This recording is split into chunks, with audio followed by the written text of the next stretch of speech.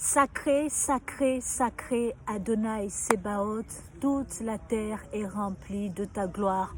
Dans certaines versions, ce sera Saint, Saint, Saint est l'Éternel des armées. Toute la terre est remplie de sa gloire. Et oui, ce sont les séraphimes.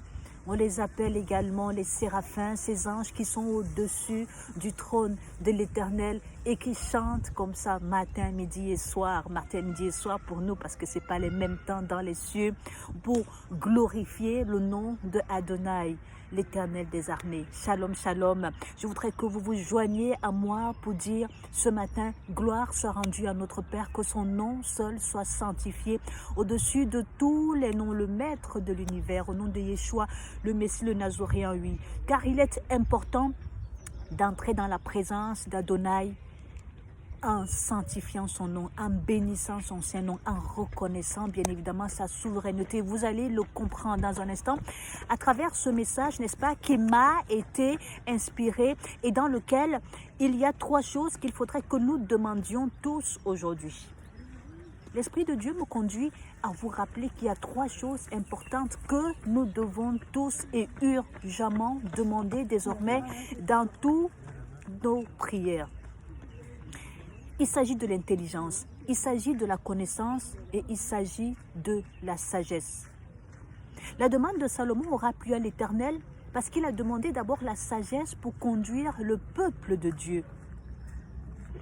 Nous avons certes nos problèmes, nous avons nos difficultés, mais l'Éternel connaît toutes nos difficultés. Il est écrit, fais de l'Éternel tes délices, il te donnera ce que ton cœur désire. Mais nous allons dans la présence de Dieu avec des cœurs noirs, avec des cœurs remplis de nos préoccupations et non des préoccupations de notre Père. Même quand nous allons rencontrer les chefs de village, quand nous allons rencontrer nos pères ou encore des responsables, nous allons d'abord avec humilité devant eux. Imaginez que vous avez rendez-vous ce matin avec un ministre. Certains vont pratiquement s'agenouiller ou bien lui donner d'abord tous les honneurs avant de présenter quoi que ce soit. Mais à plus forte raison, notre Père qui est là dans les cieux. Daniel nous le rappelle ici dans la parole de Dieu. Et oui, l'attitude de Daniel qui a payé. Alors que Daniel est celui-là qui est rempli d'intelligence et de sagesse et qui a expliqué, n'est-ce pas, ce rêve au roi Nebuchadnezzar, ce rêve que tous les mages, tous les astrologues et autres n'arrivaient pas à expliquer. Il est venu avec son intelligence et il a raconté, n'est-ce pas, au roi Nebuchadnezzar et il lui a expliqué également sa vision. La femme de Nebuchadnezzar aura présenté Daniel ainsi que Shadrach, Meshach et Abednego comme étant ces gens-là qui ont des lumières, qui ont de la sagesse et qui ont de l'intelligence selon leur Dieu. Parce que le monde, c'est que nous qui avons le nom de l'Éternel inscrit ici, nous avons une autre intelligence, une autre sagesse qui n'est pas celle du monde. Alléluia. Seulement, vous pouvez la voir, mais si vous ne demandez pas davantage, vous ne pourrez même pas expliquer, n'est-ce pas, la parole de Dieu. J'ai vu beaucoup de serviteurs qui n'arrivaient même pas à expliquer un chapitre et qui conduisaient le peuple, n'est-ce pas, dans des trous. Parce qu'il y avait un manque d'intelligence. L'intelligence que vous avez dans le monde, l'intelligence que nous avons à l'école, l'intelligence que nous avons quotidiennement, n'est pas celle que nous devons avoir lorsqu'il s'agit, n'est-ce pas, d'expliquer les mystères de Dieu. Alléluia. Vous voyez, Daniel, qui avait déjà cette intelligence d'expliquer au roi Nebuchadnezzar, n'est-ce pas, les songes, est encore visité par l'ange Gabriel, alors qu'il se met en prière. Après avoir reçu, n'est-ce pas, la révélation comme quoi le peuple de Jérusalem allait être condamné pendant plusieurs années. On parle de 70 ans. Il est écrit ici que Gabriel, l'homme Gabriel, c'est l'ange Gabriel, le visite et vient lui dire, Daniel, je suis venu maintenant pour ouvrir ton intelligence. Et ça dit que l'intelligence de Daniel était fermée. Lorsque tu as commencé à prier, la parole est sortie et je viens pour te l'annoncer car tu es un bien-aimé. Ça veut dire que l'intelligence n'est pas donnée à tous. L'intelligence est donnée aux bien-aimés de l'Éternel. L'intelligence est donnée à vous qui avez accepté Christ comme Seigneur et Sauveur. Parce que la parole de l'Éternel dit ceci dans le livre d'Éphésiens. Ne soyez pas comme les païens qui ont l'intelligence obscurcie et qui sont étrangers à la vie de Dieu. Donc l'ange Gabriel vient lui dire, j'ouvre ton intelligence parce que toi, tu es un bien-aimé de l'Éternel. Est-ce que toi, tu es un bien-aimé de l'Éternel? L'intelligence n'est pas donnée à tout le monde. C'est pour cela que vous verrez qu'il y a des gens qui disent qu'ils servent l'Éternel, mais qui n'ont pas l'intelligence d'expliquer ou de partager même la présence de Dieu. Parce qu'ils ne sont pas véritablement des bien-aimés de l'Éternel. Alléluia. Alors il lui dit, lorsque tu as commencé à prier, ça m'a intrigué un tout petit peu. Je me suis dit, mais ça veut dire que Dieu connaissait déjà la quintessence du message, les demandes même que Daniel allait lui présenter. Mais il voulait d'abord voir son attitude.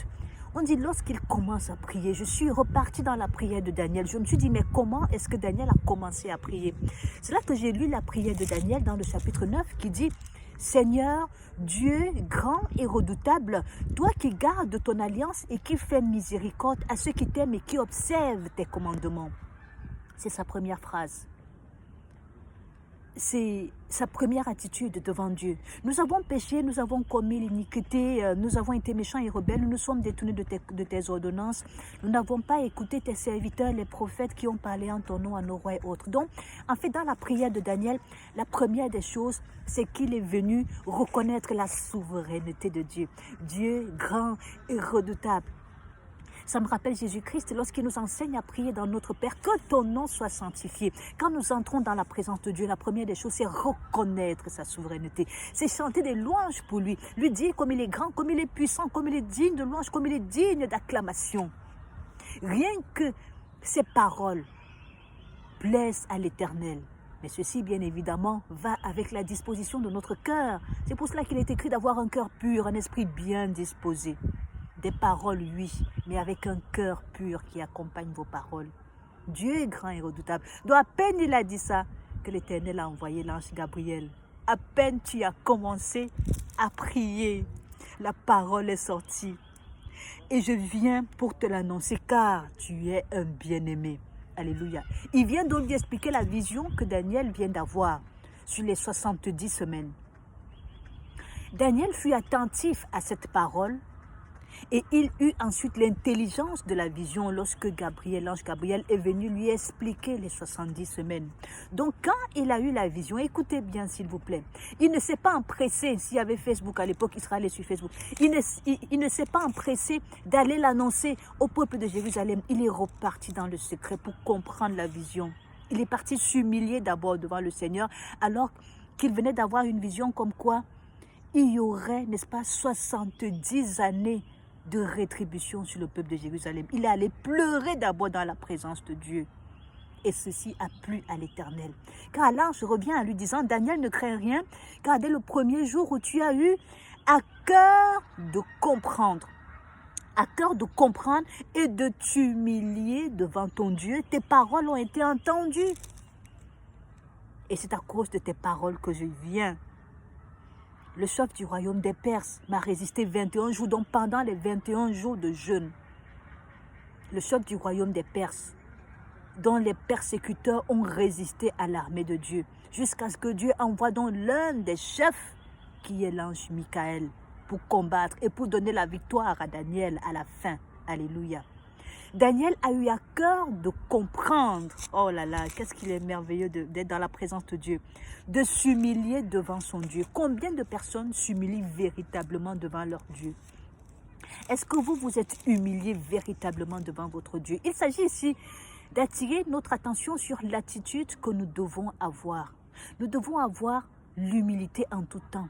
Nous devons implorer l'intelligence, la sagesse, la connaissance à Dieu. Parce que nul n'est parfait. Personne n'est plus intelligent que l'autre. Soyons humbles. Même David est resté humble devant la présence de Dieu. Souvenez-vous lorsqu'il a eu cet enfant avec Bathsheba et que l'enfant est tombé malade. Il s'est déchiré. On dit qu'il a déchiré ses vêtements. Il s'est couché, il a pleuré pendant des jours. Et quand l'enfant est mort, quelle a été l'attitude de David? Il s'est levé, il s'est parfumé. Il a demandé qu'on lui prépare le meilleur des mets parce qu'il a accepté la volonté de Dieu. Nous ne pouvons conduire le peuple de Dieu si nous ne savons pas nous humilier. Nous ne pouvons conduire le peuple de Dieu si nous n'avons pas d'intelligence, si nous n'avons pas de sagesse, si nous n'avons pas de connaissance. Alléluia.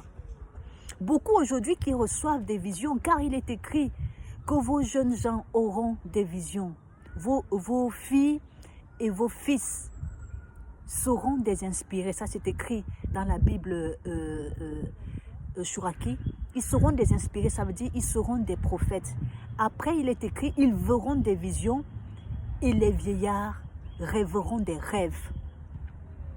Si aujourd'hui, Dieu nous donne autant de visions, comment est-ce que nous les transmettons à ce peuple?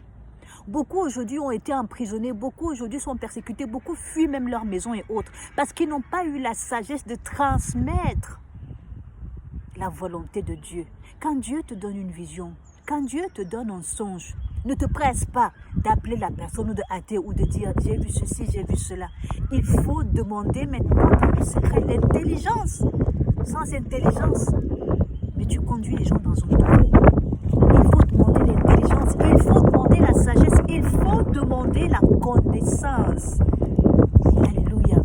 C'est ce que les grands serviteurs, en tout cas, ont toujours demandé.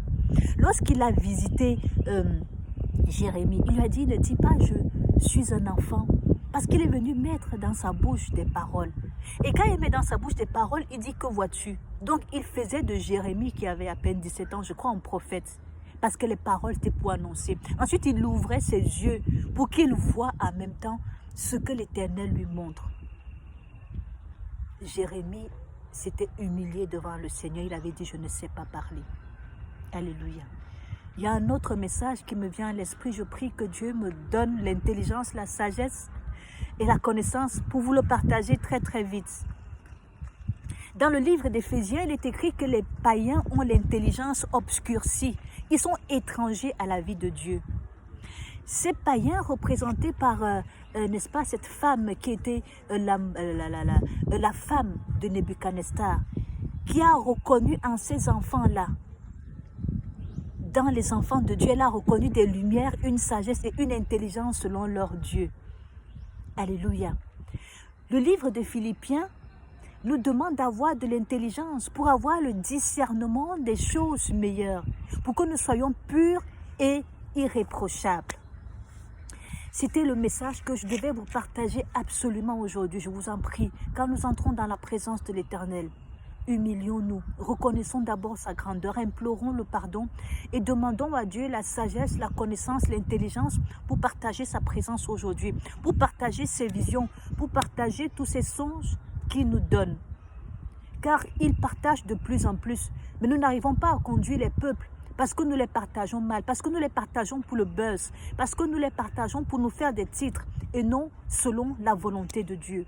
Soyez abondamment fortifiés et que le Seigneur vous bénisse pleinement et abondamment au nom de Yeshua, le Messie, le Nazoréen. Shalom, shalom, shalom.